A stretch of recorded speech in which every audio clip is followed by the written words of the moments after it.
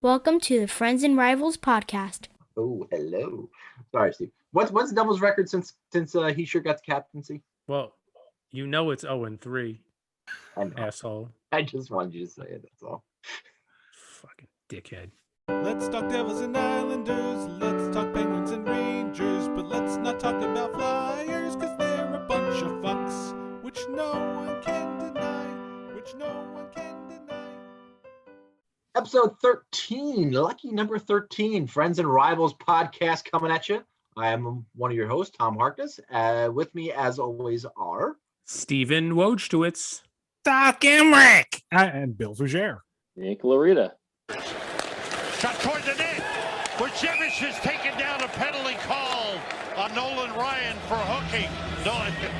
Nolan Patrick, excuse me. Jesus Christ, Sam fucking just keeps getting better and better with age. Gives us more and more fodder to talk about.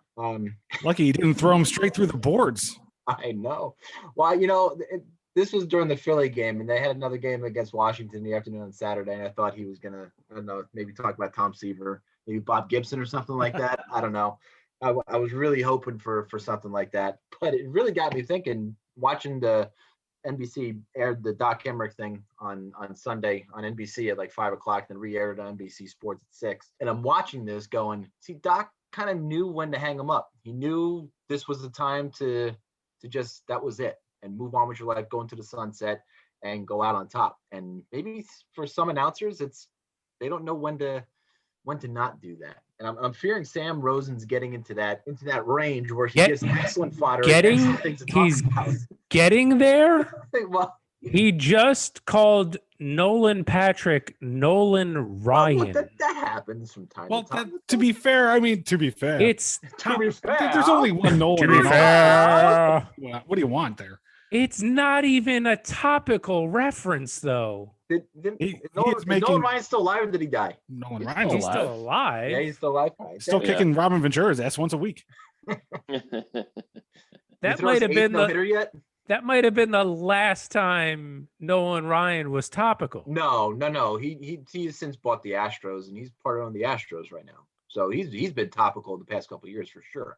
But it's not baseball season, so we can't even give him the benefit of the doubt, right? But I did watch the whole Doc Emmerich thing, and I know we joke about this, but I thought the Doc Emmerich thing, The Voice of Hockey, was a really good documentary on Doc. And think about all the Stanley Cup final, 1995, 1996 through.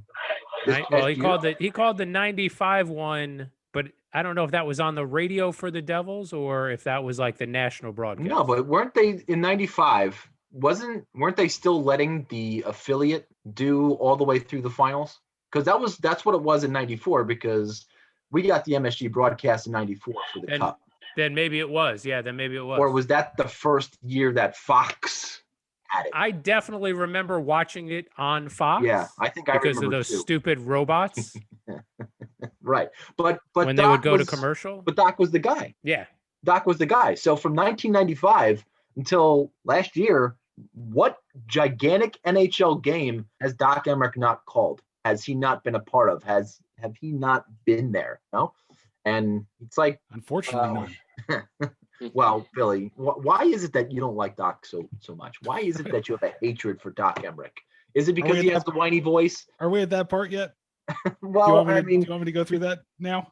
You keep throwing these comments in, and sure, go ahead. Okay, well, I'll say first of all, look, Doc was great for hockey. It still is. Legendary work ethic, great ambassador for the sport. All signs point toward him being a terrific human being. Obviously has great passion for the game. I admire him in a lot of ways. Now, having said that, shut the fuck up and good riddance. I can't tell you how much his voice unnerves me. Gilbert Gottfried might be if he was the best hockey fan on the fucking planet, I would not want him calling my games. Same goes for Doc. I can't stand the voice. He just made me nervous. Like it could be a 5-0 game and somebody's dumping the puck for a line change, and he's at such a frenzied state that you would think that the fate of the world depends on what happens next. And it drove me nuts, and I had to shut him off in most of the games that I heard him in. But having said that, wonderful guy. And really, I am torn because he's a great dude, and and was great for the game. And maybe that's what a lot of people loved about him when he was broadcasting. Maybe bringing that fervor is what really got a lot of people on his side, and it just didn't work for me. So that's all I got to say about Doc, I guess. I really would like to hear Gilbert Gottfried call an NHL game just at least one time. I think that would be pure entertainment for everybody.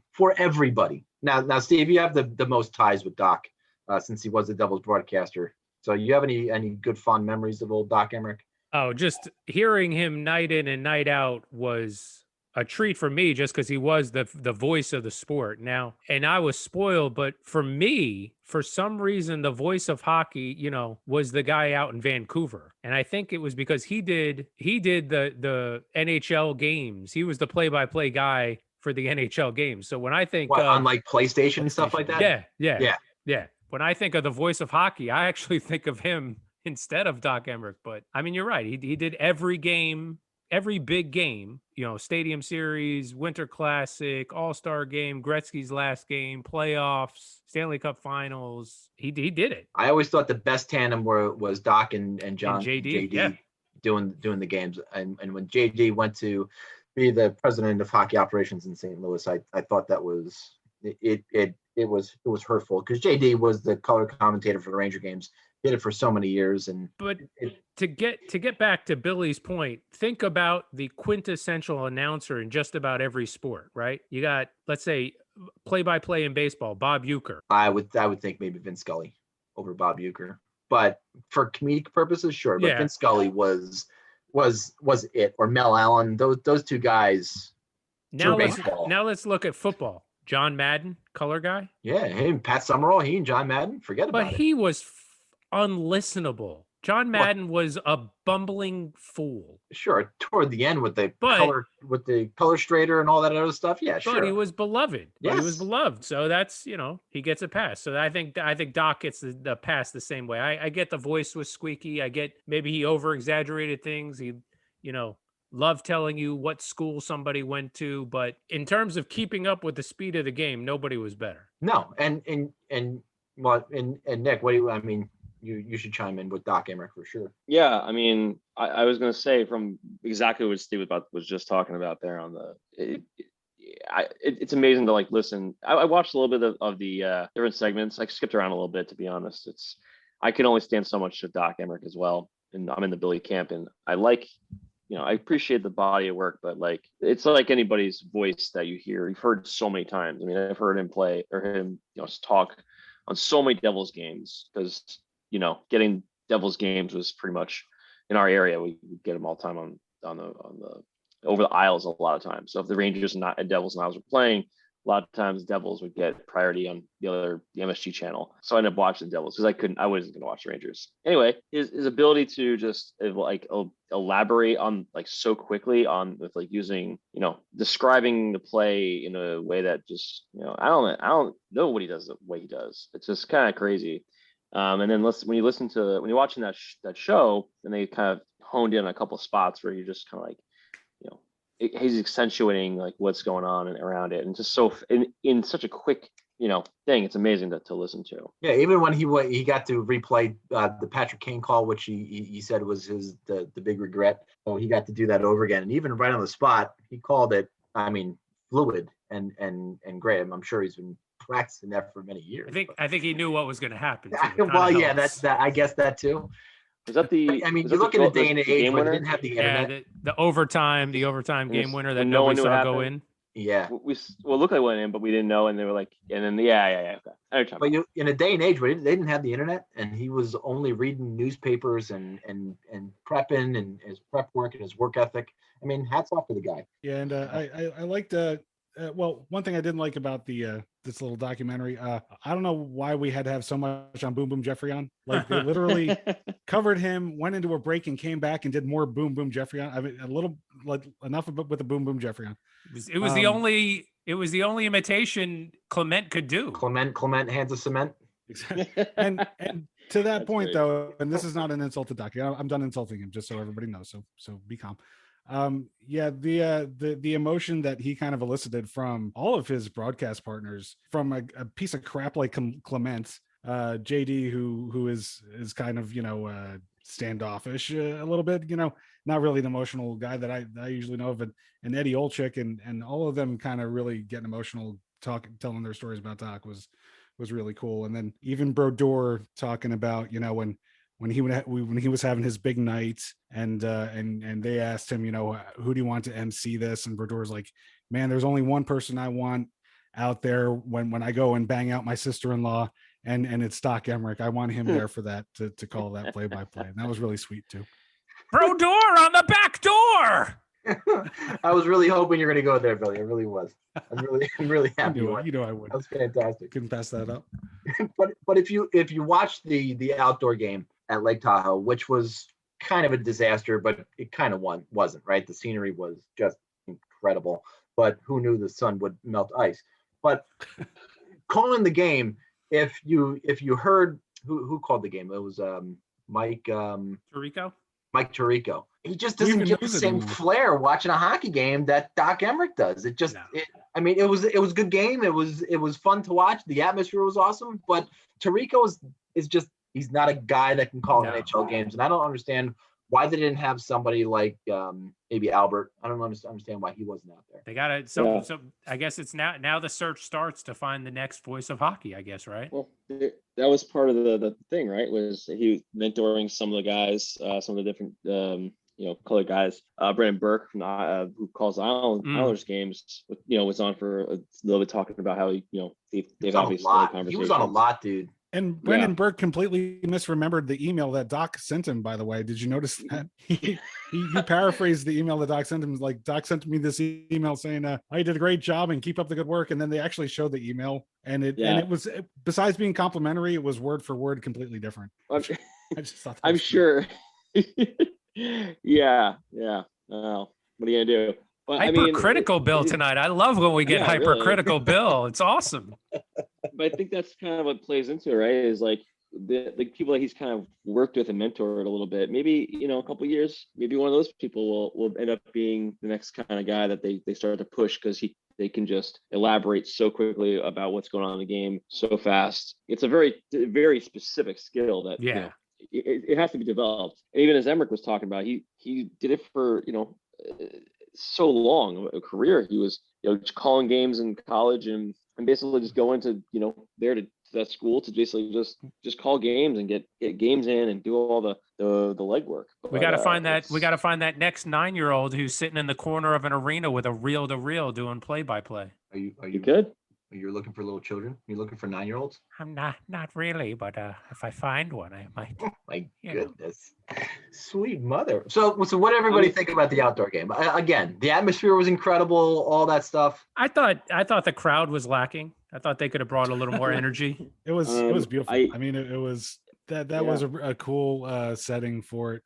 I don't understand though. You're on the border of California and Nevada. I don't know exactly where on Lake Tahoe this thing was, but you got to know sunshine's coming. You just have to know. And like, you could see, I thought they were playing on a parquet freaking ice surface at first. I mean, you could like look down and see like this squared pattern in the ice in the first period. Is like, oh my God, that can't be good. That like the stuff underneath the ice is coming through. And it wasn't. But outside of that, they got to do it at night. I know it loses a little bit of something, but you got to take care of the players on the ice. Well, I think the next night when they started closer to sunset, like an hour before sunset, you at least got that first period, low sun angle. You got the ambiance, you got everything, you got the backdrops and everything. It was really, really freaking cool. And then play the second, third period in the dark. I get that. But in a non-pandemic year, network, the whole point of the game, right, is to draw fans to it and get a very large crowd to offset some money you may be lacking in a TV deal. So does that work in a non-pandemic year to have a hockey game in that type of setting again, if you can't have 50 to 100,000 fans out there? If you're willing to forego the payday and you have a plan in place to keep fans away, I think you could do it again, but you're just turning money down though. Yeah, but this is in addition to, this is not replacing the Winter Classic. The Winter Classic should and will always be played in front of fans in large venues to get that money. I threw out that idea that the next place they should try it is Central Park. I was going to ask for alternative locations to have such a place with the scenery, the settings, and everything else. And I couldn't agree with you more. I think even if they can figure out a way to do it by Niagara Falls or something like that, I think that would be really cool. Yeah. But some place where you have the settings, you have the backdrop, and someplace that might look cool at night. And Central Park checks all the boxes. It would be a lot more interesting than these big stadiums. I mean, there's no, like, having it in a football stadium, there's absolutely no personality in those. Like, some of the baseball ones are okay, but still, like, you guys have talked about being there and how cool it was to be there. But watching it on TV, even if you're in a cool stadium, it's not that great. Like a Lake Tahoe, that's really cool to watch on TV as well. And it's exactly what it's supposed to be for, right? It's not really people there. It's 100% like the ambiance, the visuals, right? And it's right on the, right by the water. You got this like amazing view, and it's all because they set up the cameras in that specific direction. And it's all for that, not so much for the perfect angle of the sun hitting the ice or anything like that, or people watching the game. I think, they've done some cool things with, if you go on YouTube, you find, I don't know which company, like someone's they'll put out like a game, like just, some whoever's playing, they'll set up a rink in some ridiculously beautiful spot, and like, up high in Canada or in some like European country, like, in a mountain, near the mountains somewhere. Why not do something like that? Like, there's plenty of places that are cold as hell, like on a freaking, how about on a actual frozen pond in Canada, or like something that actually makes, like, in a place that, like, I'll look it up, I'll find something for you guys to show you later, but like just anywhere that's like remote, has a beautiful view, but it's cold. It makes sense to be out in the middle of nowhere. I get that, like, Tahoe is like, yeah, you got like, probably all the equipment in there is easy to get that to there, and it's accessible, Yeah, but like you said, this day and age, man, they got generators and stuff like that, and satellite trucks. Figure it out. Yeah, I agree with that. I don't know. I think it opens the door to be like, maybe we can do something like this that makes more sense, for the players in the game. Like, obviously, like, there was some problems with the sun, the timing, but like, do we have to play games in where it's fucking warm all the time? Like, can't we just play a game? What is it? Is it Ottawa where they have that one river where it's just nonstop people skating? Like, they even skate back and forth to work. I think so. I think it is Ottawa. I think you are right. I feel like that would be a prime location too. You could do, even if you did fans, they could be up on the banks of the river, so they're not on the ice. So you don't have to worry about anything dangerous happen down there, but set up the rink and that would be a great spot. Yeah. I agree. But you don't think that maybe there's, and Nick was saying somewhere really cold, and I mean, Tahoe's not the warmest place in the world right now. It is winter. But could they do something in a warmer climate? Could they get away with going to Arizona or even Florida for that matter, and maybe doing one at Disney World? I mean, maybe next year when they sign their TV deal with ESPN, it's having at the Magic Kingdom with the Magic Kingdom as the backdrop or something like that. They played a preseason game in a parking lot in Las Vegas. Yeah, at Caesar's Palace, in the 90s. I feel like they could do it anywhere. Well, you put up that great post that, this was it a tweet, or did you just text me? Tweet. No, it was a tweet. Yeah. And that the shadows just looked exactly like that game. That's all I kept thinking about during that first game with the Avalanche and the Golden Knights was I kept drawing my eyes, and my head kept drawing me back to that game between the Kings and the Rangers at Caesar's Palace, with the shadows and everything else like that you were mentioning. It was really weird how I thought the exact same thing as you, and not knowing that you did it. But you're right. If they can do it in a parking lot in Las Vegas, why couldn't they do it maybe? What was your temperature today?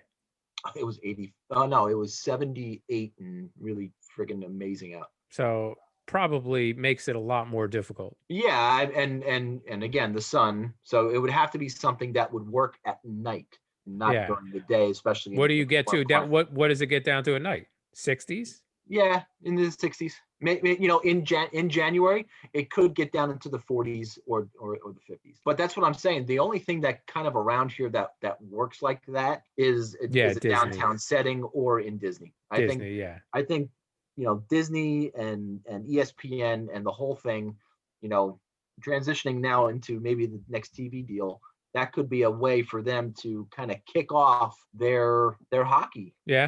ESPN's hockey for next year, because let's call it, ESPN is gonna have hockey next year. I think we can all safely assume that, right? Yay. Sure. Why do you have to be such They're a definitely fucking they're definitely Debbie going to Downer be. all the time? Jesus Christ. This is good for the sport, Bill. We've had conversations about the millions of dollars that they would pump in and how it would be in everybody's hotel room and how the TV revenue and everything else. Now you're being a fucking Debbie Downer. Oh, they gotta take the money. Don't get me wrong. It's just not going to help the sport at all. But I didn't mean to stop you. Go ahead. But you know what, Bill? No, you're Wait, fucking Debbie wait. Downer. Just like you're saying, Bill, you're not a fan of that phrase, trying to gain the casual fan, right? And that's what we always hear when they say about this new deal. We're trying to find ways to find that, transition the casual fan to a real fan. If you're a fan of hockey, you're a fan of hockey. You're not going to convert somebody to be a fan of hockey. So who cares if it's on more screens or not? If you're a fan of hockey, you're going to find it. I don't disagree with you, but being on more screens would put more eyes on it, would put more ads on it, would put more monies in all the players' pocket. And I think that's what we're all after. We're all after the grow the game. We're all after to have the game. I would take a fucking payday. That would be great. Yeah, I if agree. we could make some money. But I think we want to be at least on par with the other three major sports. We'll never be on par with them, but at least we might be getting close to that, maybe. Yeah, I don't know if you want to compete with or say to compete with the other three because it's a different sport and it's going to be different. You need to find a niche, right? So with hockey, the best thing we have is watching the game in person, or just if you can actually enhance the way that the game is you view it, right? I think that one of the hardest things about it on the TV is for a casual person watching, it's not always to me like watching the game is hard because the puck is hard to find. If you're like going in between you're going to airports or going to some small TV, you're watching small TV on like a bar or something, wherever you are, more like a casual kind of thing, right? It's not the easiest thing to follow for someone that hasn't watched hockey on those kind of situations because it's a lot going on. The puck is small, but it's not specifically the puck that's the problem. It can be a lot of shit going on. Like NBA's, there's a lot. It's a little easier to see what's going on around. The ball's kind of like, obviously fucking basketball is huge, but the shot is always easy to see and it's really simple to follow. No, but I can understand that, and I understand right. what you're saying. But when Fox had the hokey, puck tracker back in '96 or whatever that was. But sure. Don't you think that the advancements in technology, especially on the TVs and the cameras and where the high definitions, is essentially that, right? Yeah, That's it makes everything easy. Yeah, because that starts to level the playing field. Like you watch hockey on HD, like I would never go back. I can't fucking stand watching hockey. You can't. Can you if you think about it, when we're watching hockey on our old tube TVs before like 720p, which I know Tom's like, I'm talking about when you made that jump to like 720, you're like, wow, this is a big difference. Then like 1080p, you're like, holy shit. And now like a 4K, and it's like closer and closer to that real experience when you're at a game. You're like, it's so crisp. Now, if you could almost make that, what I was going to say here at the first point was if you can almost make that screen a little bigger, like you can get a bigger view of the game in some way. Because like what happens if you guys have been to games, you see so much in the action. But when you're watching the game, it's really like you're definitely missing pieces, much like in football, where like you're missing like those little battles. But unlike football, we don't have that ability to go back and see that like after the play happens. Like they'll replay different parts of the play and you don't miss too much, or they show the things that are really cool. But hockey, everything's processed so fast. Everything's happening so quick. You have to figure out a way to like be able to show maybe it's more of the screen, or maybe just a way to like accentuate those pieces of the game that we miss, because you can go 5-10 minutes without a break. So no, how do you? I get all that, but No. What is the casual fan? Oh, when you bring a casual fan to a hockey game and they haven't been to a hockey game ever, or they've been to the first one or two in their lives, what is one thing that they always say about a hockey game when you bring them to The beers here are expensive. They besides saying, "God damn, it's cold in here," they say the speed of the game was intense. It was incredible, and man, these guys, TV didn't give them justice for what I see live. If they can, and as Nick was trying to say, if they can transcribe that and try to produce that more, I think it draws more of that casual fan. Can I touch on that? I think part of that is their. No. Okay, I really want it. I had a good point, I think. Go for it. All right, fine. Go ahead if you say you did. So Nick is saying show more of the ice, but when it comes to cameras, the further away you get, the slower whatever it is you're recording is going. So for a casual fan to go to a game to say, wow, this is a lot faster than it shows up on TV is because the cameras are shooting from so far away. Maybe the answer is the opposite. Get in tighter to the action of just the guy carrying the puck and the defender. Instead of showing the whole ice to show you that there's a defenseman at the far point who's not doing anything, get in tighter to the real action. The game will look faster, and anybody who's not a fan could appreciate more what's going on in tight. Yeah, but on those stretch passes and on a lot of other things that are happening away from where the puck is, I don't know. I think you're taking a little away from the game by doing that. You're as long as you're okay with sacrificing that other stuff, then okay. Maybe some sort of picture-in-picture where you've got the whole ice view, but down, the bottom quarter, you've got more of the individual action. I don't know. I just think that takes away from everything that's going on. But the TV deal is going to happen with ESPN, and maybe they bring back Gary Thorne. That'd be nice. Instead of him watching Gleyber Torres hit home runs in Baltimore, maybe they can bring him back to call some hockey games because he was really good, Gary. I like the way Gary Thorne called hockey games. Yeah, I liked him too. I miss Are him you sure, Bill? You don't want to shit on him in any sort of way? You Bill, sure? His voice. He's talking about fine. Gary Thorne. Bill, come on, come up with something. Right? Anything? Nothing? Wow. I was expecting something to come back from you. I don't hate everything. Just most things. Just most. But Gary Thorne is okay. All right. I will remember that. I'll remember Gary Thorne. Put that in the list. Okay. Wow. I like Eddie Olczyk. Bill's like the character in Billy Madison who's got the list of people that he wants to kill, except they're all announcers. Good thing I called that guy. Can you put is Matt Loughlin on that list? If he's not, can you please put him on that list? I would appreciate that. I would appreciate you. He'll go right to the top. Yes. What about the guy from Buffalo? Is he Watch out, Matt Loughlin. What? Suddenly the FBI is going to be listening to our podcast. We're all going to be interviewed. From Buffalo. What's the guy? What's that guy's name? The announcer from Buffalo, Jack something. The guy with the raspy voice. Yeah. Or no, I always get him confused with the guy in Pittsburgh. Are they the same person? No, the guy in Pittsburgh definitely not. Buffalo, I don't think. Did you really just say that? What? Did you really just fucking say you think the guy that does the Buffalo games? No, I was joking. I don't think you were. I don't think you were. Yeah. Anyway, so we didn't really. Did you guys have any? I guess we talked about the TV deal a little bit, but anybody have any predictions they feel like with ESPN or NBC or CBS? NBC is going to buy it. I'm sticking with it's going to be a multi-platform. It's going to be a multi-company deal. I agree. Gotta be. That makes sense. Yeah, it's gotta be. I agree with that too. I was doing some research on this a little bit, and I think something I missed from last week was that there was an AWS and NHL partnered on a basically some advanced analytics that they're going to be doing for the game. In this next year of sorts. Maybe maybe tail end of this year into next year. Wasn't that guy part owner of the Kraken too? Yes. So the guy is Andy Jassy. He is one of the minority owners. Of the Kraken. He's going to become the CEO of Amazon in the fall when Bezos officially steps down.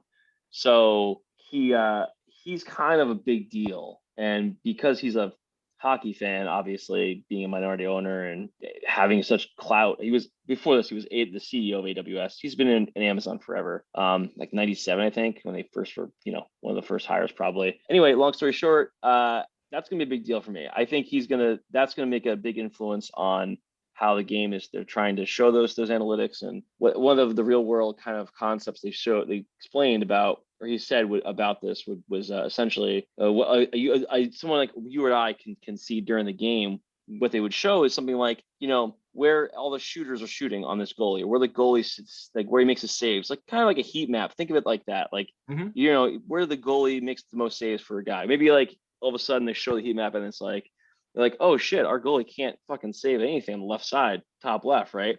Or like there was and one of the things he mentioned was like face-off predictions based on like the two guys in this who are coming together, for the face-off. They'll throw up predictions like 50% to this guy, 50% this guy, or 70-30, something like that. And then obviously face-off happens. And it was like, oh, that's interesting. They could definitely throw some unique analytics, but it sounded like really trying to put advanced analytics into NHL, which I think they've done in some ways, but this would be more of like a, trying to tie it to all the teams and give them that ability to like see that stuff and then show it to the people that are watching the game. But I think that should impact maybe what I was talking about a little bit, maybe as like they try to show, more of the game a little bit, more cameras, because they were showing like, having like a whole bunch of HD 4K cameras showing the whole thing. I don't know if that's going to be what they're going to be doing or not. They're just showing it off as part of their little, brief introduction. But you have to remember too, Amazon owns Twitch. I don't know if you guys know what Twitch is, but essentially it's a streaming service for video, and mostly it's used for, video games, for people streaming either video games and playing it, sure. Or even like a lot of people do it for just streaming their life, like what they're doing. It used to be like Justin TV, used to be that kind of niche, and it became Twitch became where those people went to. When we live stream this show eventually, there you go. We'll be on Twitch. We're gonna do it. We'll do it on Twitch, not on YouTube for sure. Yeah, and so NFL has had games on there. I'm not sure, and I think the NBA Development League as well has had games on Twitch. And so, and it was the Thursday night games that no one really watches. So but they are owned by Amazon. The CEO of Amazon in the fall, part owner of an NHL team, who just announced a partnership with AWS and NHL. I have a strong feeling that they're going to be streaming some games on Twitch. It just feels like the thing that they're probably going to do at some point, and it makes a ton of sense. And so if they can use that, NBC, ESPN, and really make this like a multi-platform way to make it work, I think it's a pretty good deal. Yeah, but Twitch is good for your PC. It's good for your phone, your tablets. Yeah. When it comes to your television set itself and other media devices and sticks like Roku and Apple TV, they don't have Twitch. They do. They do? Maybe I haven't looked for it. Oh, I just have to look for it. It's not great for like if you want to type to people, like it's not great. Like your phone. No, but even the typing, you can bring it up on your phone. Yeah. But it's so much better than the NHL app, for instance. Like I went to watch a game this week, yesterday. The Isles game finished, and I wanted to watch. I was like, what's on? Like it just like when you get out of the NHL TV, like or you go back and there's like all the games are up on there. Mm-hmm. And I saw the Canes and Tampa were like, it was like 3-2, 3 minutes left. I'm like, ooh, that should be good to watch for the last 3 minutes. You can't watch that. You're blacked out, buddy. So I'm blacked out in both the two well, you can't even get the away feed because it's Carolina. No, it's worse than that. So I go, okay, let me go out to YouTube TV and watch on the local channel. Not there. Not playing in any of the channels. So I go, okay, where is it playing? ESPN. So I go to ESPN Plus. It's on there. Blacked out there. I couldn't watch the game. I live in North Carolina. There's nobody at the game. What in the fuck is with this shit? How is this all blacked out? How is it possible that this is like even a thing? So you cut the cord, right? You don't have a cable service to your house right now? I have, I have AT&T fiber, gigabit up and down, and I have just like YouTube TV, Netflix, and NHL app. But what channel are they in your regular cable lineup? They're one of the local channel, like the Fox Sports Network. And it wasn't. Do you get that channel? Yeah, I do, and it wasn't on there. And it wasn't on there. Yeah, unless I'm missing something, they changed the channel they're on, but it was bizarre to me. I'm like, how is this not on here? So that sounds a little odd that a Hurricanes game wouldn't be broadcast. And you live in fucking Raleigh, dude. I know, and I have a sports package because I'm paying for it. So I'm like, how is this not on here? Now they could have changed the channel fees, and maybe it's not on. That one's not on my thing anymore. But nevertheless, like, how is it just blacked out everywhere when nobody's at the fucking games? Conversely, dude, on Saturday afternoon, and I sent this picture to Steve. I was watching on the NHL app. I had the split screen going on with the Rangers and Caps on the primary, and on the secondary screen, I had the Devils and the Sabres. And I had both screens up at the same time. listening to the Rangers game, but seeing what was happening on the Devils game because of this, crap that we do. And I wanted to make sure that I was catching up on all the hockeys. But I thought that was awesome, having the ability to watch two games at the same time and even get stats on who's on the ice or everything else just by a simple click of the button. So conversely, to your side of the stone there, I had a great experience watching hockey this weekend. I wish there was like a red zone for hockey. Honestly. It would be called like the power play or something. Anytime a team gets the power play, that's what they're going to start broadcasting that game. No Devils fan would ever tune into that channel. I wouldn't rather it that way. I'd rather just that they flip between the games as they go. And when they do have power play, you're right. Go to the power play. Yeah. But go to the games that are exciting and flip between the games when goals happen. Yeah, but the primary focus of the red zone is when the team gets to the 20-yard line, they're going to that game. Right? But that's the NFL. And that makes sense. I understand that. But when it comes to hockey, team on the power play, they're going to that because your chances of scoring a goal increase at that point in time. For the Devils, not as much, right, Steve? No, not as much. And certainly if they're the team on the penalty kill, then they should absolutely shift to that game because that team is absolutely going to score. So sounds eerily like the Penguins. Was it a tough week for the Devils there, Steve? It was a terrible week for the Devils, a 1-3-0 week. This is more, now we're really seeing what this team was supposed to be, bottom two of the East. So especially when they lost to Buffalo twice this week. I mean, you lose to the Caps, you can kind of understand that. They played pretty well. They stayed in that game, but and then just got tired towards the end of it. This is definitely not the way you want to start this game every other day stretch that they've got for the next 2 months, is losing to the Sabres twice in a week. Are you going to go all Tom on me now? No, I would never. Oh, that's just ludicrous behavior. Just trying to get someone all fired up like I was. Team can't fucking stop anybody on the penalty kill, though. I will say that. I don't know what the hell Elaine Nazardine is getting paid to do, but it's not to develop a penalty kill system that's efficient in the NHL. Their system on the penalty kill is the same guy who just told fake stories about Panarin. No, that's some other Russian. He's not Russian. Elaine Nazardine is not Russian. It sounds Russian. His penalty kill philosophy is apparently, oh, you got the puck, great. You keep it. We're going to cover these other four guys. Oh, you want to skate right in and just take a point blank shot? Go ahead. We're going to stay on these other four guys. I don't know what he's doing. I don't know how he still has a job. Well, that doesn't make any sense, though. That's a terrible approach. Not even responding to that stupid shit. Nick, is that a banana in your hand? Are you happy to see me? Both. Right. Oh, hello. Sorry, Steve. What's the Devils' record since he sure got the captaincy? Well, it's 0-3. I know. Asshole. I just wanted you to say it. That's all. Fucking dickhead. Yeah. Tom gets a couple of wins. And all of a sudden, all of a sudden, now everything's golden. I had a terrible week last week. So you'll indulge me a little bit. That you saw my pain last week. I'm trying to flip the switch a little. Any 18-year-olds you want to go beat up, especially if they're women? I hear that's what your players are really good at. Yeah. Are they female? Yeah. Or is it male? No, female. Sure. Yeah, no, you never beat up on a male. There's a breaking news coming. They're reporting in the Post that Panarin flipped Tiger Woods' car too. Shot a puck at it, knocked it over. Oh, God. Man, everybody's throwing Panarin under the bus. He's such a nice guy. Yeah, he's great. Fucking fabulous.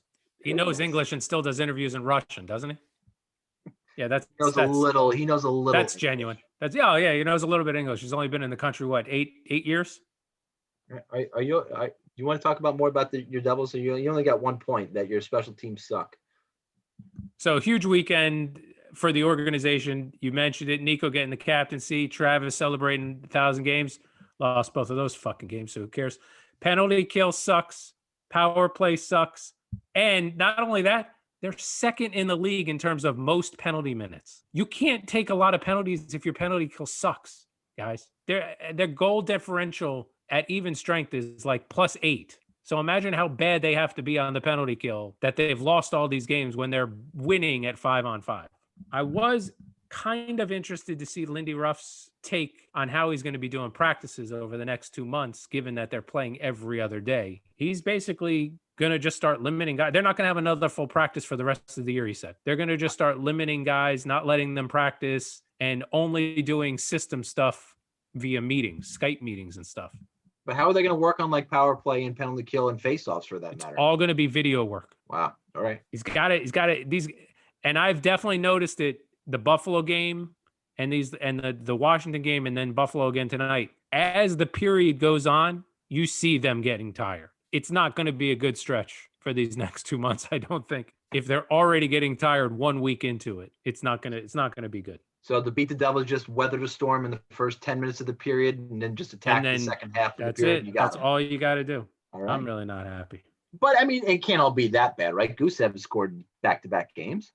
Gusev is scoring. Zach has got like a 4 or 5 or 6 point, game point streak. But who cares? Well, there you go, Buckaroo. Who cares? It's Travis progression. Zajac. Travis Zajac has 1 shot on goal in his last 4 games, and he's getting a regular shift. How do you only have 1 shot on goal?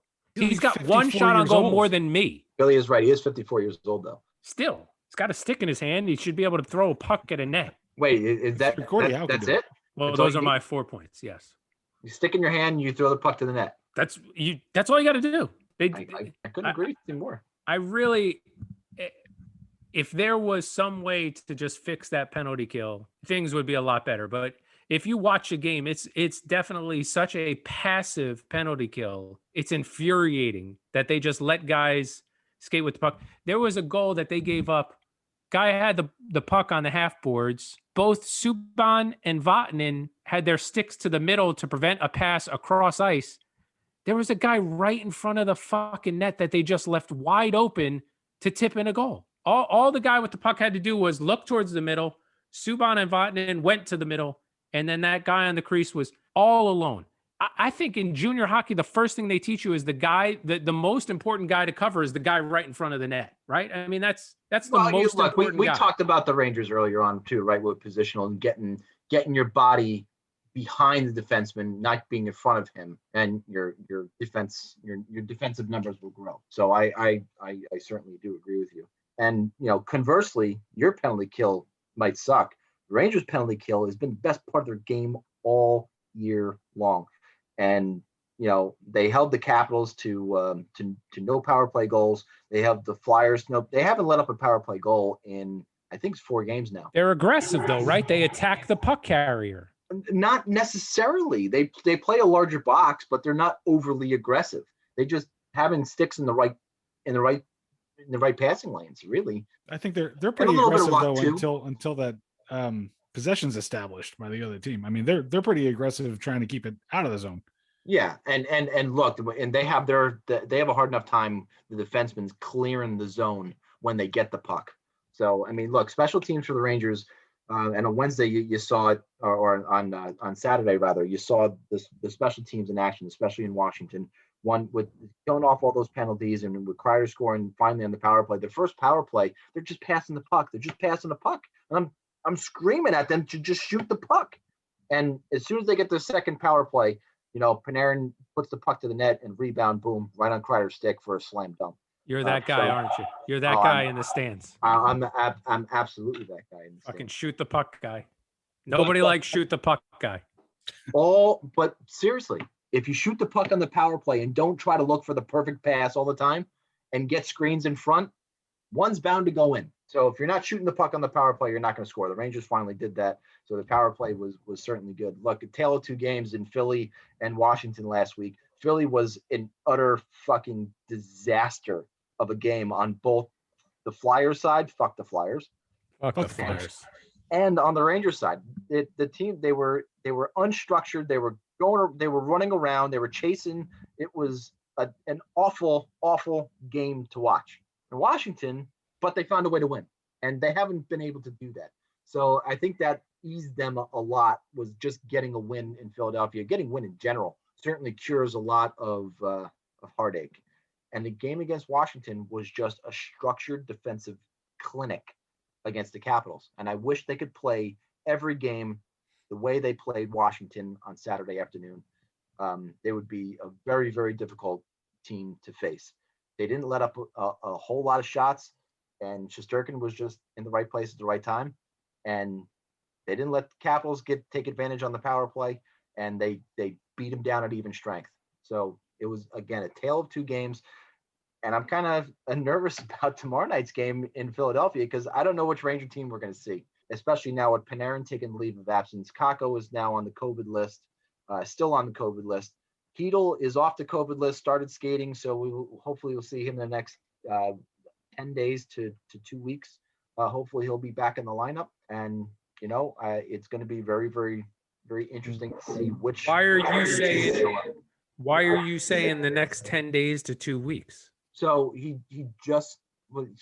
had an upper body injury. They never said actually what it was. So that was 4 to 6 weeks. He just hit the 4-week mark 2 days ago. So he just got off the COVID list so he can just start resuming skating. And by the time he gets into practices and all that other stuff, it's probably going to be about 10 days at minimum, right? The Panarin thing really, I think it took everybody by shock. Billy, I'm sorry about your fantasy team. Disaster. Yeah. Well, it's not just disaster for you, man. It was just, we got such a great game versus Washington, and Rangers Twitter finally calmed down and everybody was kind of happy. And then the Panarin thing hit, and it's just like, okay, what next? What's he gonna do? This can only happen in New York. Right now, it's just making sure his family is taken care of, and they're not. I don't know. I've never been involved with the Russian politics or with the Russian mafia, so I don't know what could possibly happen. Don't know, but I would want my family protected. Wouldn't the best protection though be to bring him to the United States? Awesome. Bring him here, yeah. Maybe. How do you? Right, maybe, but you got to think we're not in the situation. We don't know. We just know that all signs on Twitter are pointing toward this being a lot of bullshit. It definitely is. It's the timing. It's the way that Putin and his government works. And you know what? Not only the Rangers organization, but the NHL stepped up and said, we're 100% behind. Yeah, the Rangers did. The Rangers came out with a statement an hour after he announced all this stuff, which they rarely do. How often do you see something like this happen? It's very rare amongst any of the sports, four major sports, right? And so it's very clear to everybody that this is a complete fabrication. The guy that's, making this up is apparently ex-coach, but Yeah, but I heard he's also got a lot of mental problems too, this guy. So you gotta take a lot of what he says with a grain of salt. Yeah. He's Russian.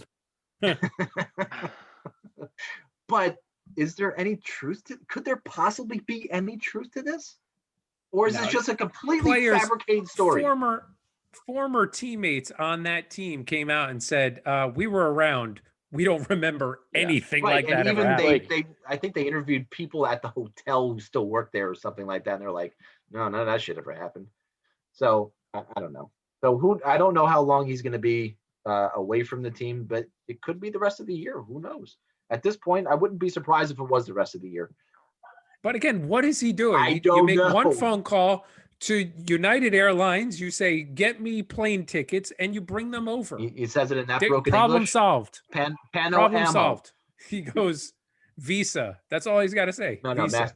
we know that everybody has visa problems in the United States. So we Right. go MasterCard or Discover. Another big topic on the at least the past 3 days was Eichel to New York. Eichel's Of course. 24 years old. Hey, guys, you remember that time there was the trade rumor and it didn't involve the Rangers? Well, look, me neither. Right now, a lot of trade rumors are going to involve the Detroit Red Wings. They're going to involve the LA Kings, and they're going to involve the New York Rangers and the New Jersey Devils. So get used to it. You got young, good talent, good young farm systems, and you could put together a package for a player like Eichel. So whether you like it or not, those 4 teams and the Ottawa Senators, or the 5 teams, are going to be tied to a lot of rumors going on, especially during the course of this year and even in the offseason. So and Buffalo's having buyer's regret with the big contract they gave Eichel. I mean, they're fed up with him. Their fans are done with him. They don't want him around. So they're going to look to move him, whether it's to the Rangers because he's got that relationship with Quinn or whatever, or anywhere else. They're probably going to have to pay some of his salary, but I think they seem like they're interested in moving on. Do you think they'd want Ryan Strome? I mean Ryan Strome, right? But Nobody wants Ryan Strome. Nobody. But look, he has 100 points in 149 games for the Rangers. That's good to tell all the deadline teams. But if you're looking for a package, if you're Buffalo looking to the Rangers for a package, who's the one guy right now that you say got to be in the deal? Keandre Miller. I was thinking more Adam Fox, but that's not a bad one either. That's not I would say Keandre Miller's got a couple years on Fox too, right? Keandre Miller was just drafted. No, Keandre Miller's 21 years old. Fox is 23. Fox just turned 23. Oh. I'd still take Miller. You take Miller over Fox? Yeah. But I think we're telling the same story there. Yeah. That one of those two young defensemen is part of this deal, or we don't have a deal. And if that was the case, I think those are two untouchable players in New York right now. Everybody else, okay, let's talk about them. But I think Keandre Miller and Adam Fox are non-starters for me anyway. What if they said Lafreniere? Too early. He's only another 19. goal. He did get another goal, but look, you want to talk about that goal in Washington? No. He's got two more goals than DiPietro. Well, he has one more goal than Stamkos had at this time in his rookie year. But Panarin set that whole thing up, and I mean, Billy, you could have scored that goal. Slow down. Slow down. No. You could have taken that and put it to your backhand. That's a slam dunk. And to celebrate afterwards of banging into the glass, I mean, okay, I get all that. I don't know. Who's getting hypercritical now? But I at this point in time, I would say no because it's too early. Talk to me at the end of next season, and I'd be able to give you a better answer. And at that point, Eichel might be in New York already. So I don't know. Who was the Ranger that did the monkey off the back for Zibanejad? No, it was Buchnevich. And the game prior to that, he got the monkey off of his back.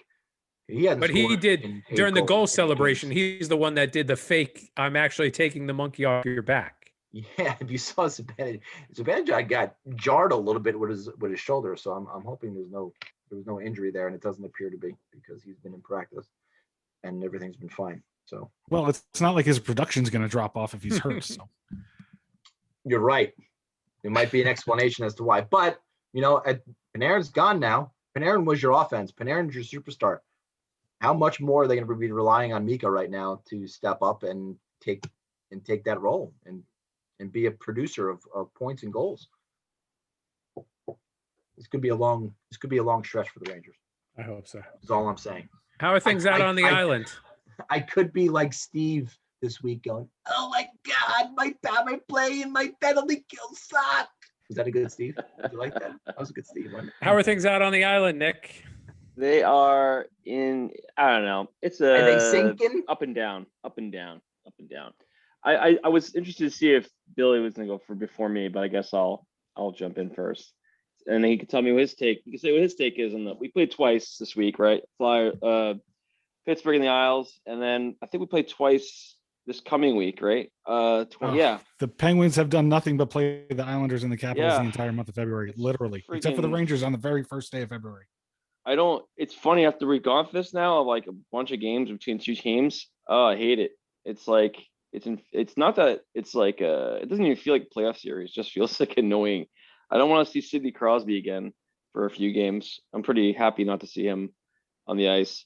Pittsburgh seems to have our number so far this year. And the two games we play against the Penguins, I didn't think the Isles were that bad, to be honest. The first game we lost, wasn't that, was it 4-1, I believe? 4-1. I didn't think they were all that bad. There was a ton of shots in the game. Isles out hit, but I don't know. They just could not convert on the chances they have out there. And that's a big part of their game. They have to convert. And then to continue that into the next game, 2 days later, we play.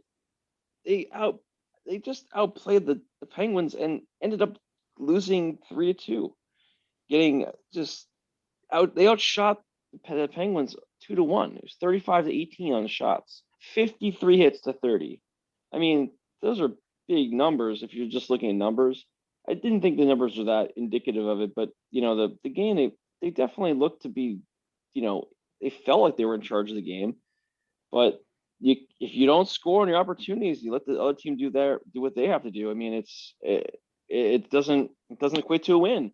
And another late goal in the end of the game to lose out on at least 1 point in the game, kind of rough. no points in 2 games against Penguins, who went from, potentially being down the bottom to right back in it, right? They're right back in the playoff hunt, making it a 5-team race right now. So I think that was, coming out of those games, it felt shitty, but because we, come on no points, but they played pretty well. I felt like Q last night against Buffalo is a good game. They played much better. I felt like not much better, but they finished on their goals. They were finished on their opportunities, and Eichel didn't look that great that game. So I felt Sam Reinhart looked freaking good. I don't know if you guys saw the goal he scored against the Isles. He knocked the puck out of the air. He pulled it across like his body and just like flung it in from way further out than it should have been. It was quite a goal. Was that the one where his stick blade was kind of pointed up to the roof? Yeah. Yeah, that was really nice. I did see that. Yeah. From this week, the takeaway is that they've looked good, but they came away with only 2 points out of 3 games out of possible 6 points. And you can't do that in this tight series. I mean, Penguins now, they jumped right into the tie with the Isles. We also have played 18 games, so that's a third of the season at this point, right? And within that, we've played 6 defensemen all 18 games. And this has been my biggest concern with the team is they have no defensive depth. Sebastian Aho, the other Sebastian Aho, has been on basically the taxi squad bench, whatever you want to call it. He hasn't dressed for a single game in 18 games. I don't understand why he's what they're doing with it. Like, he must not look right in practice. I can't figure out why they haven't even, rotated even like Dobson or Green, even one game. Like, give him a chance. Like, he's going to get 6 minutes in a game and they're going to say, see you later, back to HL. Like, I don't know what the hell they're doing with the defensive depth. It scares me because if we have one injury to any of the defensemen, by the way, Andy Green's what, 30, 39, 37, 500. He's not a spring chicken. So it scares the hell out of me about that. The defense looks good, but you got to have some depth. I mean, it's a little bit, somebody. So with that, that's not a great look right now for the Isles, and they don't have a lot of ability to make trades, so that's gonna be difficult for them. Wahlstrom had a much better game yesterday. He's been looking better and better each game. Playing with Pageau has been really nice, I think, for him, and he's got a nice shot. He was a catalyst on the power play to get the final goal to win the game. He kind of blast that looked like he's basically in the Ovechkin spot on the ice, got out of net, and then Pageau, who's been red hot with incredibly quick hands, knocked it in. And basically, to segue into that, is Pageau has been, him and Barzal, the 2 best players on the Isles by far. The last, feels like 2 weeks. Every game, Barzal draws a penalty with his speed. Every game, he gets the puck and just goes right through butter, right through everybody, knife through butter, and he basically gets tripped. It happens every game, and he's been just like, it's just been more and more noticeable with his abilities to just generate plays and use his speed to do whatever he can do. And he gets and he's on the open ice. I mean, defense just definitely backs off, and I haven't seen a defenseman really like challenge him yet. Although we're not playing like, we're playing the same team. So I think that plays into it a little bit. When you get to like a team like, like Tampa or somebody with a Hedman or, but even Darlene didn't seem to really challenge him. I thought he should probably do that a little bit maybe, but didn't happen. Anyway, but Pageau and him have been just red hot. Pageau's everywhere on the ice. They've been double shifting him a little bit here and there during him and both him and Barzal. And, yeah, so it's a weird week, certain guys playing really well. Bellows got benched, and from the sound of it, you have one rookie in Wahlstrom getting more minutes, looking better. Bellows, who played a bunch early in the season, he's been benched effectively by Trotz, who said in the media that like he knows what he did, like he basically knows why he's being benched, or he got his chance. They had like Cole had his chance and he's been playing well with it. Walsh has been playing well with his, but then Bellows made some errors in the game that he felt like they'd already talked about probably in practice, or whatever it was. If it was like, hey, you're not pick up your man at this point, you got to do it next game, and didn't do it, right? Whatever it was that they talked about, it wasn't mentioned in the pressers, but he basically was like, Kiefer knows he knows why he's not going to get him. This was his chance, and he knows what he did. It's a good chance he's not going to play for a bit. Maybe just practice squad until another injury happens or something. But we'll see how it goes. Looking the week ahead, it's going to be, like I said, it's going to be a tough week. Actually, we got I think it's Boston, and then 2 games against the Penguins. Well, it seems like you've had Boston's number this year, right? Surprisingly, and that's kind of the weird part about the NHL. Sometimes certain teams just get the better of other teams. I feel like the Penguins have just gotten our number this year, and then same with us against the Sabres. I think we're 3-0 against Sabres this year. I mean, we should be, but then again, we've also played really well against the Bruins, and we've handed them 2 of their 3 over. I think it's 2 of their 3 regulation losses. So we'll see how it goes. I mean, they've been playing well. They gotta convert on those chances. If they don't convert, like, it's just like everybody else. Like, I feel the team's playing well and they look good, but they're just, the puck luck's not happening where they're just getting those shots, and they got to keep grinding it out and try and make it happen. So what do you think, Bill, about the games we had against each other this week? Well, I think you're spot on about not finishing for the Islanders. I think that the Islanders I think it was a pretty evenly played game that first night they played, where the Penguins won 4-1. But the second game where the Penguins escaped with that 3-2 win somehow, the Islanders just skated circles around the Penguins that whole game. Barzal, I'm actually blown away by how dominant he was in both of those games. I mean, I've known he's a great player, but I mean, Penguins defensively are maybe not all that great, all that good at keeping up with speedy guys, but Barzal really was making them look bad out there. But to your point that they were not finishing, and I don't know, like, I was going to ask you, like, is that at all typical of the season? Because I didn't see Bailey or Lee. I think that's the guys that are playing with Barzal right now, right? Mm-hmm. I saw them do absolutely nothing in those games against the Penguins, and there were some things like rebounds and shots that they could have maybe tried to get some traffic in front, and I just didn't see him doing anything with them. Yeah, Eberle and Lee typically play up with Barzal, and Eberle is very much a hit or miss kind of player. He's either hot or not, and Lee is pretty consistent, but he's in the front of the net. He's trying to score those dirty goals, and so if he's in the right spot, he can do a lot of damage. But he's a power play. That's big. He's big in the power play. Yeah, so I really thought that the Islanders missed an opportunity there just by kind of not finishing, and then the Penguins also, I think they've got Varlamov's number just a little bit. He's obviously got a bunch of shutouts this season. He's been playing really well against most teams. What I see the Penguins doing to Varlamov is just they're just beating him with shots. They're just beating him with shots from the point, shots from the slot. In the 3-2 win last week, the Penguins, all 3 goals were scored by a defenseman, a couple by Letang, and one by Matheson, his first as a Penguin, my favorite new Penguin.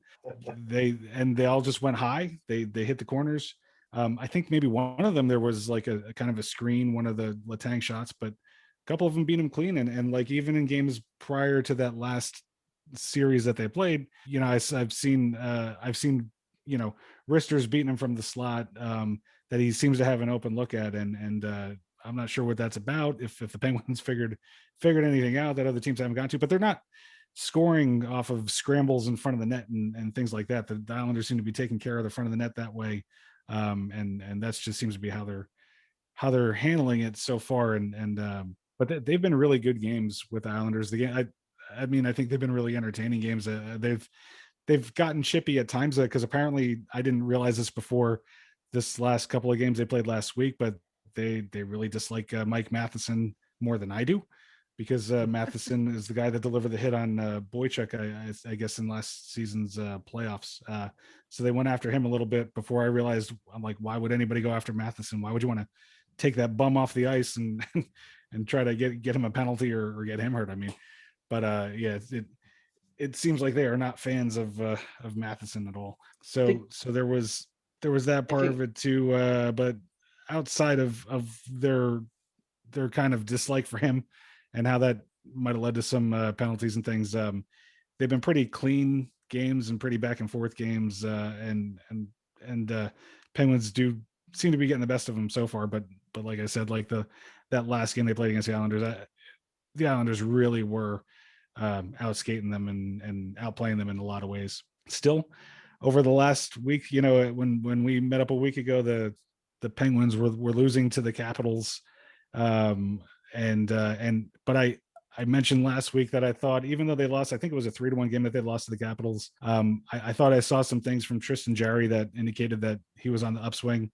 I thought I saw some things defensively in that game, even though they gave up the 3 goals, that I thought there were some improvements there. And so subsequently in the next 3 games, including tonight, gave up 5 goals total, and they came away with 3 wins. Jarry was a real difference maker in the games against the Islanders.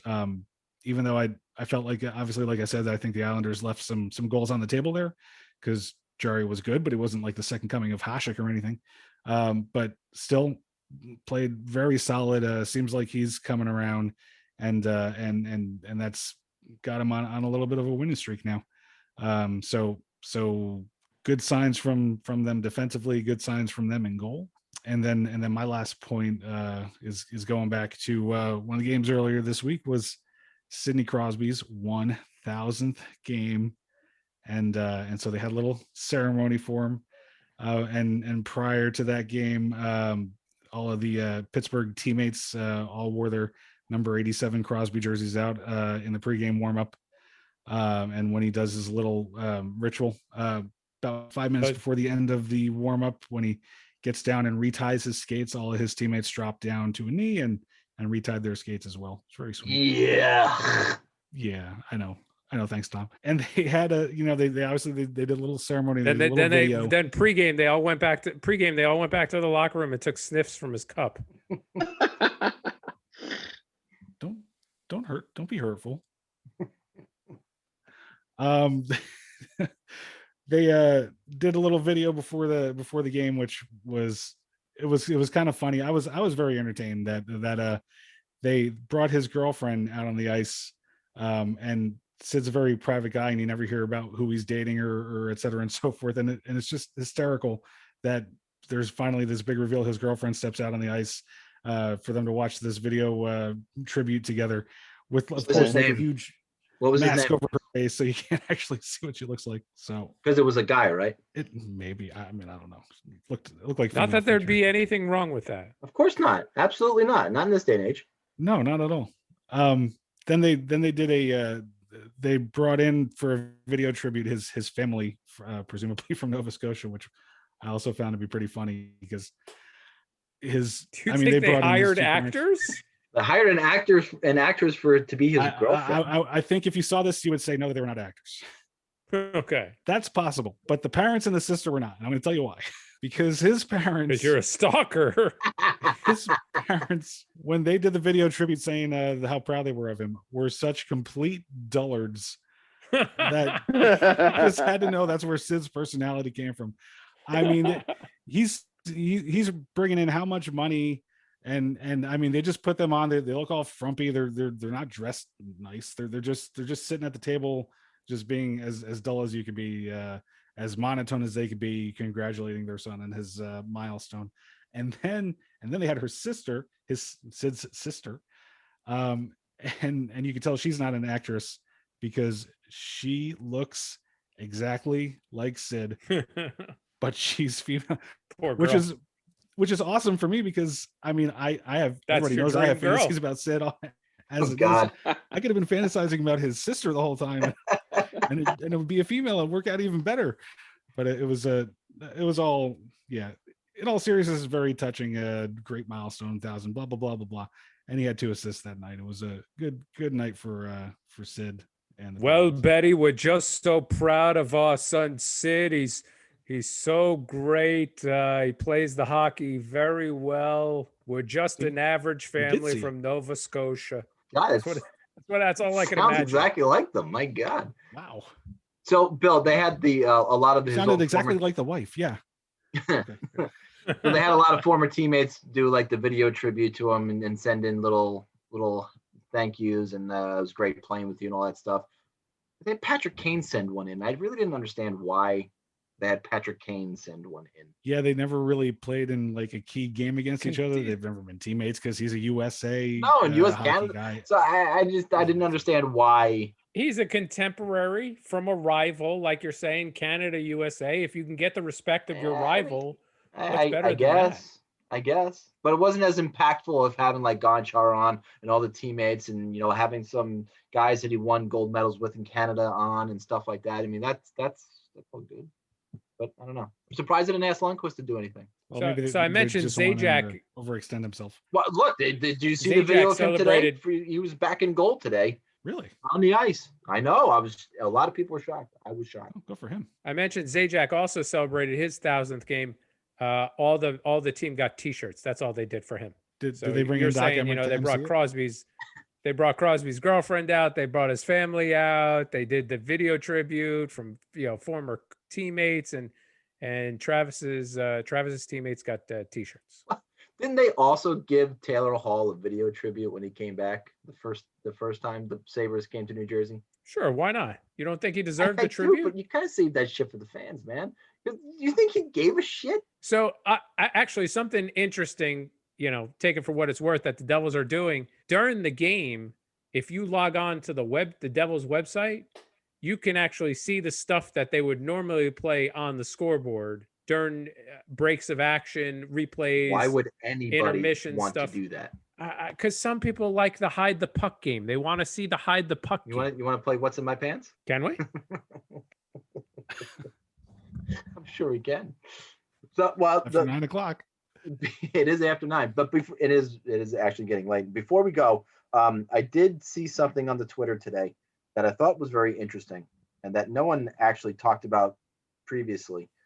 Was because of the cap issues that are going on right now, they're talking about franchise players, and these franchise players would not count towards your cap. What do you think about that? I mean, obviously, Bill and Nick, you'd probably love the idea of one per team, and it could change every year. Well, but is it going to be like an NFL deal where like there's just a guarantee of a salary range and no idea. I don't want to. I wouldn't want it like the NFL has it with, because players don't want that franchise tag. And I don't think I agree. It seems like it was more like you guys franchise Sidney Crosby. His salary doesn't count against the cap. That's correct. I mean, but if every that's year the decision you can change that every year. Yeah, and if that's the decision they come to as a league, I'm good with it. But yeah, as long as they don't do it like the NFL, yeah. Yeah. So I mean, I thought that was a really interesting way to maybe get around this flat cap, especially for the next couple of years, if they implement something like this even next year. I wouldn't even mind seeing like they do they used to call it the Larry Bird rule in the NBA, where if he was a homegrown player, his salary, the salary doesn't count 100% against the cap. Homegrown they do that in the NBA right now? Do they still do it in the NBA? Nobody stays on the same team in the NBA, so I don't know if they do that anymore. Good point.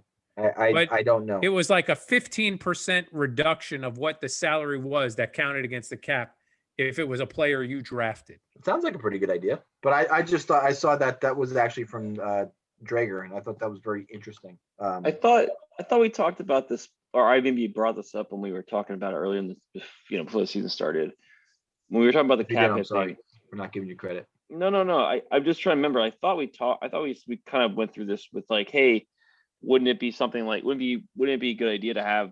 We have like all these guarantee contracts, but teams get stuck forever, in these kind of bad spots. And I don't blame that, but then teams should be penalized in the sense of like, you put a deal out there, you should have to honor it. But there's situations like Andrew Ladd, right, where Isles are kind of screwed because his body is just, it sucks.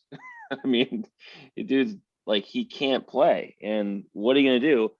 That they are stuck with him. They can't get rid of him. They can't do anything. And the league kind of, in general, there's less movement in the league, in my opinion, means just boring. You gotta have less ability to make things happen.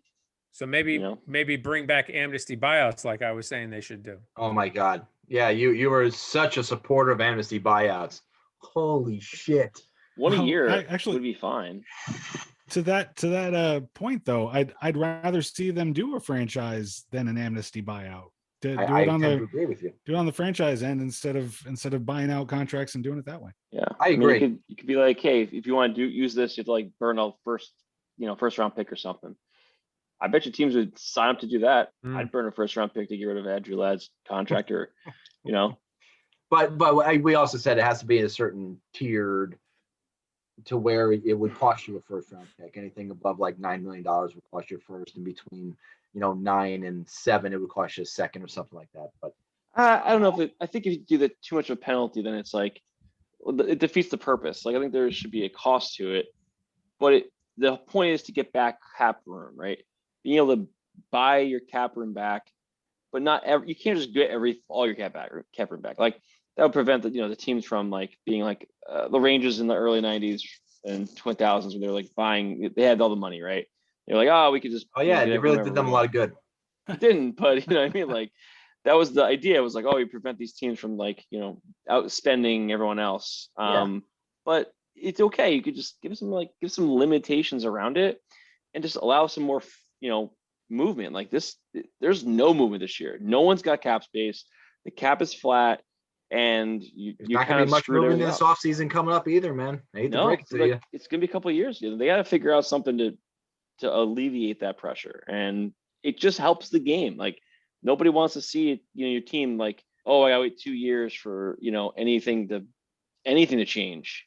That blows, for the league, not just for one team. Like it just, I don't know. I think they could make it makes a lot of sense. You avoid situations where like we had to send Devon Taves to Colorado, and that sucked balls because he's very good defenseman, and we need another defenseman. We literally gave a guy away, which could end up really hurting us in any chance we have in the playoffs when we get to the playoffs, right? So that remains to be seen. All right. Well, that's all we got for this week. Be sure to join us next week for another rousing episode of the Friends and Rivals podcast. Don't forget to follow us on our Twitter @Friends_Rivals, Facebook, YouTube, Friends and Rivals podcast. Don't forget to click, comment, and share. Subscribe wherever you find your podcasts, on Apple Podcasts, Spotify, or again, like I said, wherever you get your podcast. Don't forget to give us a rating because it really does help out our show a lot. Remember, when you're on the shitter, check the Twitter. Billy, play us out. Oh, my friends and rivals, flyers fun,